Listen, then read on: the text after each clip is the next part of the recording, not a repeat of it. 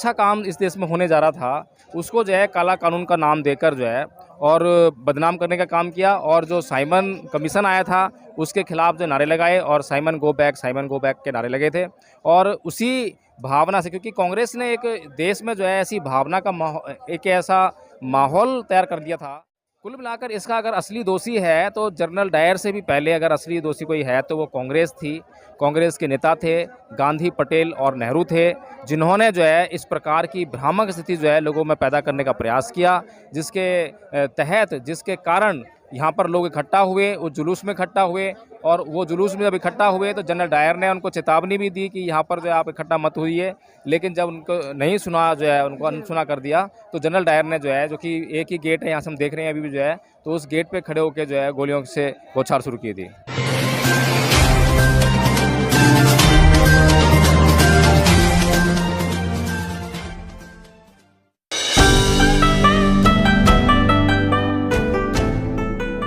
नमस्कार, आप देख रहे हैं एनबी न्यूज़ 24x7 नीलम बोध के साथ। साथियों, आज हूँ मैं अमृतसर में। जी हाँ, अमृतसर। आप मेरे पीछे देख पा रहे होंगे, ये वही स्थान है जिसका नाम है जलियांवाला बाग। जलियांवाला बाग हत्याकांड आप सबने सुना होगा। जलियांवाला बाग जो हत्याकांड है उसका जो इतिहास है साथियों, कहीं ना कहीं जब उसको याद करते हैं तो रूह कांप जाती है। वो दृश्य, वो मंजर आंखों के सामने आ जाता है जो किताबों में हम पढ़ते हैं या पिक्चरों के माध्यम से जिस तरह से दर्शाया गया था कि जब जलियांवाला बाग हत्याकांड हुआ था, वो वास्तव में लोगों की जो चीखें थी वो कानों में इस तरह से पड़ रही थी कि मानो माताएं बिलख रही हो, या जो भी वो पीड़ा थी उसको अपने शब्दों के माध्यम से मैं यहाँ पर बयान नहीं कर सकती। लेकिन यहाँ पर बहुत सारे लोग घूमने आए हैं, उनसे भी जानने का प्रयास करूँगी कि आखिर जलियांवाला बाग हत्याकांड है उसके बारे में क्या जानते हैं, या इसके इतिहास को किस तरह से पढ़ा गया है, किताबों में पढ़ाया गया है या नहीं पढ़ाया गया है। बेटा, नाम क्या आपका? नंदिनी। कहाँ से आए हैं? दिल्ली से।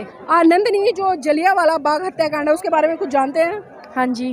क्या जानते हैं, बताएं। जलियांवाला बाग कांड में बहुत से लोगों की बहुत जाने गई थी, और बहुत से लोग तो अपने आप को बचाने के लिए कुएं में भी कूदे थे। पर कुएं में भी वो बस थोड़ी ना सकते हैं, एक के ऊपर एक आदमी बहुत सारे कुएं में भी इकट्ठे होकर सांस ना लेने के कारण वो भी मर गए थे।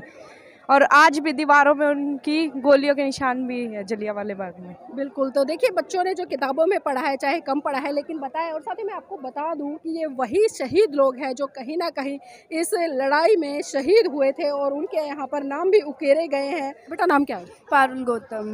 पारुल गौतम। जलियांवाला बाग हत्याकांड जो होता है उसके बारे में कुछ जानते हैं? हाँ, जानती हूँ। यहाँ वो जो जनरल डायर थे उन्होंने काफ़ी लोग उन्होंने अटैक करवा दिया था, तो यहाँ काफ़ी सैकड़ों की संख्या में लोग मारे गए थे। कुछ लोगों ने अपनी जान बचाने की कोशिश भी की, जान बचाते हुए वो कुएं में भी कूदे, लेकिन फिर भी उनकी जान नहीं बच पाई, क्योंकि काफ़ी जो लोग थे वो सारे कुएं में कूद गए। अब इतने में तो किसी को सांस वगैरह आ नहीं पाएगी। बहुत सारे लोग मारे गए थे। यहाँ बड़े बड़े वो नेता भी आए थे, वो भी मारे गए थे। जो जनरल डायर है उसको किसने मारा था? उनको सरदार उधम सिंह ने मारा था। तो देखिए, बच्चों ने अपने माध्यम से बताया है, और भी बच्चे हैं उनसे भी जुड़ने का प्रयास करेंगे। बेटा, नाम क्या है? तुषार। तुषार, कहाँ से आए हैं? दिल्ली से।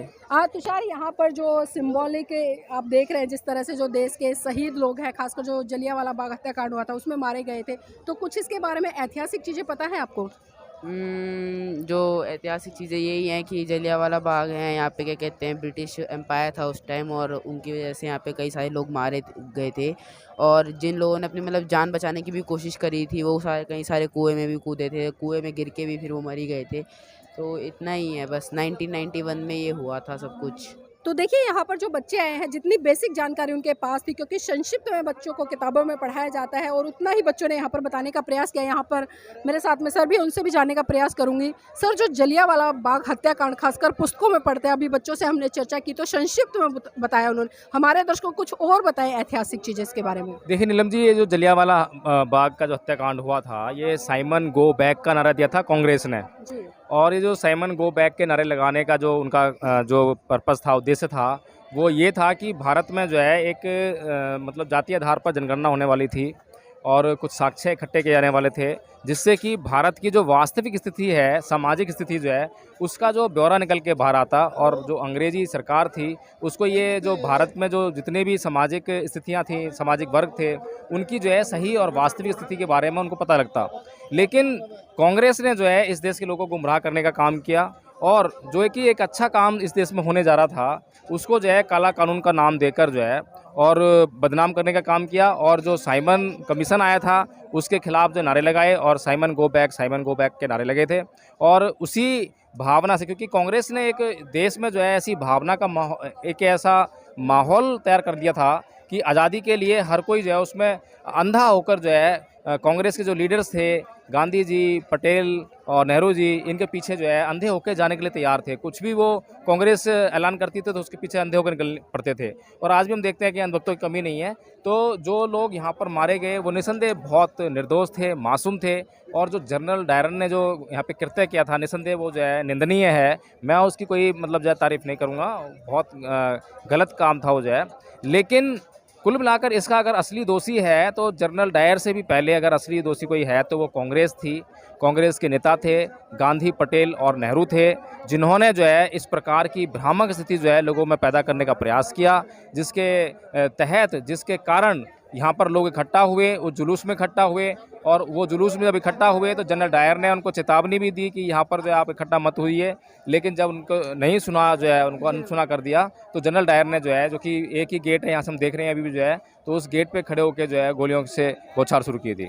सर, जनरल डायर के बारे में भी पढ़ाया जाता है, जलियांवाला बाग हत्याकांड हुआ उसके बारे में पढ़ाया जाता है, लेकिन जनरल डायर को जिस महान व्यक्ति ने मारा उसके बारे में कहीं ना कहीं हम देखें कि इतिहास के पन्नों में उसकी चर्चा बहुत कम होती है। सर, उस पर थोड़ा प्रकाश डालें। देखिए, बड़ी ईमानदारी से जो है आपको पाठ्य पुस्तकों में नहीं पढ़ाया गया है, और इसके लिए इस देश की सरकारें जो है दोषी हैं।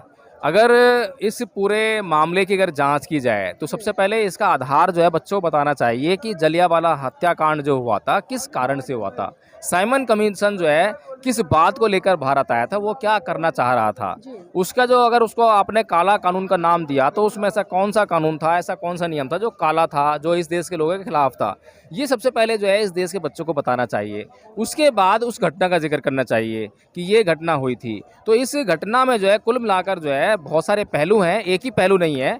और उसी घटना का जो है बदला लेने के लिए, जनरल डायर से जो बदला लेने के लिए, उसी वंचित और शोषित समाज के एक नवयुवक जिसको हम सरदार उधम सिंह के नाम से जानते हैं, वो यहाँ से भारत से जो है लंदन गया और पिस्तौल को छुपा कर लेके गया। कितनी तरकीब लगाई पिस्तौल को ले आने में जो है, और वहाँ जब ले जाकर जो है जो जनरल डायर है उसकी हत्या की, तो उसका जो यहाँ पे जो हत्याकांड हुआ था उसका बदला भी जो है यहाँ के वंचित शोषित समाज से आने वाले नवयुवक सरदार उधम सिंह ने लिया था। लेकिन इस देश के लोगों को जो है हमेशा जो है उनके दिमाग में जाति बसती है, और जाति में ही तोलकर वो जो है हर किसी की महानता को देखते हैं। और यही कारण है कि बाबा साहेब डॉक्टर भीमराव अम्बेडकर की महानता को भी जो है इस देश के लोग जो है इसीलिए नहीं चाहते हैं क्योंकि वो जो है एक विशेष जाति वर्ग से आते थे। ये विडम्बना है जी। एक चीज़ और सर मैं यहाँ पर थोड़ा चर्चा करना चाहूँगी, क्योंकि उधम सिंह का नाम भी हमने बहुत बाद में सुना, और वो भी जब सुना हमने जब उत्तर प्रदेश में बसपा की सरकार आई और साहब मान्यवर काशीराम जी ने उनकी पहली मूर्ति, विशाल मूर्ति उत्तर प्रदेश में लगाने का काम किया और लोगों को बताया कि उधम सिंह वास्तव में क्या था और क्या हस्ती थी और इसका क्या योगदान था। तो सर, इसके बारे में क्या कहेंगे? क्योंकि हम देखते हैं, मैं अभी चर्चा करी कि सरकारें छुपाती हैं, लेकिन उत्तर प्रदेश में जिस तरह से बसपा की सरकार आई वहाँ पर उधम सिंह को एक तरह से जीवित करने का काम किया गया। हाँ, ये ठीक कह रहे हैं आप जो है। और ये जो है जितना भी जो शोषित वंचित समाज है, इस वर्ग के खिलाफ एक साजिश की गई है, षड्यंत्र रचा गया है कि इसका कोई भी व्यक्ति कितना भी महानतम कार्य करे तो उसका नाम नहीं लेना है।